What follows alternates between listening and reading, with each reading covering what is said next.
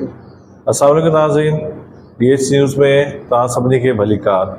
कंदकोट मां सैयद रशीद अहमद शाह जी रिपोर्ट मूजिबि कंदकोट तरक़ियाती कम अधूरा, ठेकेदार कम मुकमल करण खां गायब, शहर मिट्टी जी धूड़ में वठिजी वियो, शहरी परेशान। कंदकोट शहर में तरक़ियाती कम त जारी आहिनि, पर नाक़िस निगरानी इंतज़ामिया जी लापरवाही सबबि शहरियुनि लाइ अज़ाब बणिजी विया आहिनि। शहर जे चौधारी रोडनि जी तामीर जो कम कुझु महीना अॻु शुरू कयो वियो, पर ठेकेदार कम मुकमल करण खां अॻु ई गायब थी वियो। अधूरो कम ऐं बेध्यानी सबबि रोड ते मिट्टी ऐं धूड़ जो राज आहे, जंहिं सां शहरियुनि खे सख़्त तकलीफ़ पेश अची रही आहे। इलाइक़े वासियुनि जो चवणु आहे त केतिरा ई भेरा शिकायतूं करण बावजूदि म्यूनिसिपल इंतज़ामिया ऐं चूंडियल नुमाइंदनि तरफ़ां को बि चेक एंड बैलेंस न कयो वियो आहे। रोड जे किनारे जे मथां मिट्टीअ जे थल्हे सबबि रुॻो ट्रैफ़िक मुतासिर थी रही आहे, पर दर्द ऐं गर्द सबबि साह जी बीमारियूं वधणु शुरू थी वियूं आहिनि। शहरियुनि आला इख़्तियारनि खां मुतालबो कयो आहे त अधूरा तरक़ियाती कम फौरी तौर ते मुकमल कराया वञनि ऐं लापरवाही कंदड़ ठेकेदार ख़िलाफ़ कार्रवाई कई वञे, जीअं कंदकोट जा शहरी सुख जो साह खणी सघनि।